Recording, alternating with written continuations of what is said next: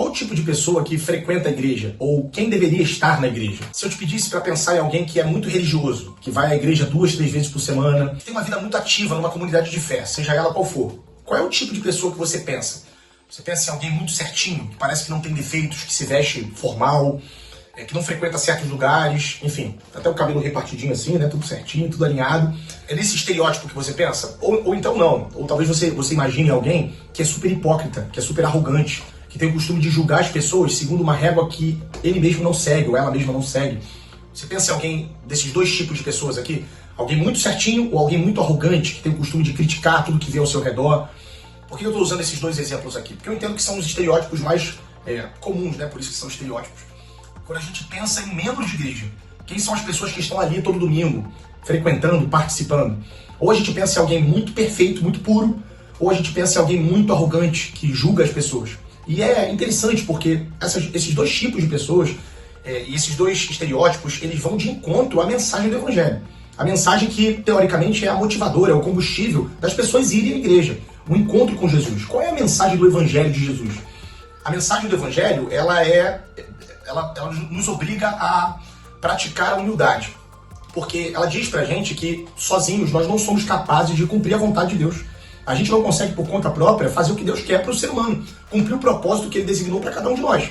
Então, como a gente pode ser arrogante diante de uma mensagem como essa? É uma mensagem que diz que o ser humano não é suficiente, ele não é autossuficiente, ele não consegue atingir esse patamar da vontade de Deus. Ele não consegue ter a bondade que Deus quer que ele tenha, ele não consegue ser misericordioso com os outros como Deus quer que ele seja, ele não consegue não ser egoísta, não ser invejoso. Então, quando alguém encontra essa mensagem, encontra Jesus, ele olha como um espelho para os seus defeitos e se enxerga como alguém capaz.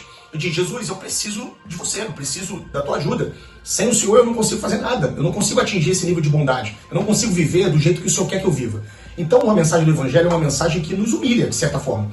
Como a gente pode ser arrogante, ou um frequentador de igreja, um membro de igreja pode ser arrogante, se a mensagem que o levou até a igreja, ou a participar daquela comunidade de fé, é uma mensagem que é o oposto de arrogância.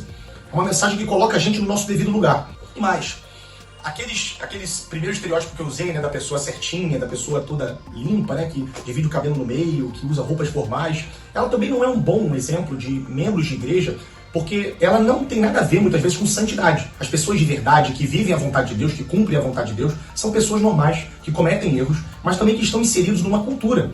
E que nem sempre isso é apresentado às pessoas com formalidade, como a gente pensa, né? A gente tem uma imagem de perfeito, de santo, que é uma imagem um tanto quanto caricata.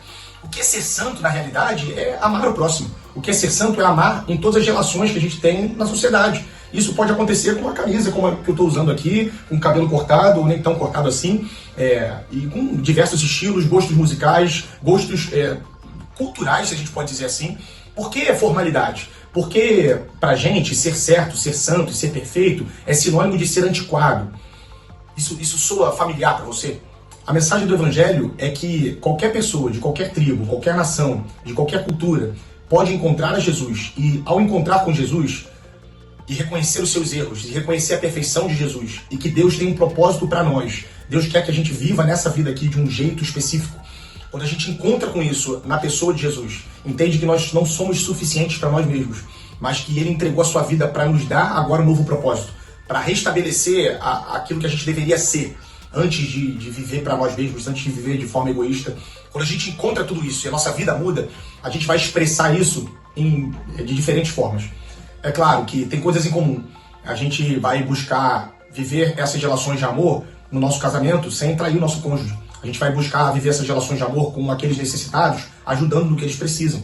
No nosso trabalho, respeitando as autoridades do trabalho, fazendo o trabalho direito, mesmo quando ninguém está vendo. São pontos de contato, são pontos em comum em qualquer cultura. Mas como isso se expressa, isso pode mudar com o tempo, isso pode mudar com o país, isso pode mudar com o Estado. Mas uma coisa é comum a todos esses.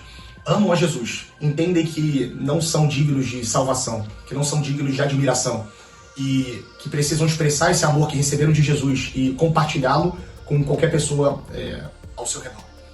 Então, quem deve estar na igreja? Os membros de igreja devem ser pecadores salvos pela graça de Deus. Gente humilde, que reconhece que não consegue sozinho, que precisa de ajuda, que precisa de Deus, e que quer compartilhar essa mensagem de amor com qualquer pessoa. Talvez isso vá de encontro aos estereótipos que você já tem, de alguém que vai à igreja domingo, Ou você tenha conhecido maus exemplos, pessoas que são frequentadores de igreja, fazem parte de uma comunidade de fé, mas que não expressam esses valores. Lamento por isso. A gente tem que conviver com os nossos pecados dentro da comunidade mesmo, dentro da igreja. Eu sou pecador, eu tenho que conviver com irmãos que também são pecadores, mas no final de tudo, a gente se aprimora quando anda junto. É por isso que é importante viver como igreja. A Bíblia diz em Provérbios que o ferro afia o outro ferro. Assim como um ferro afia o outro ferro, um irmão ajuda o outro irmão. Em outras palavras, a gente nesse contato, nesse convívio, nessa comunhão, nós nos tornamos mais parecidos com Jesus. Essa é a ordenança dele pra gente, para que a gente viva em comunidade. E esse é o meu convite para você. Para que você repense se vale a pena ou não viver numa comunidade de fé que teve o mesmo encontro que você teve com Jesus, que ama a Deus através da pessoa de Jesus e que deseja viver melhor. É simples como isso. Que Deus te abençoe.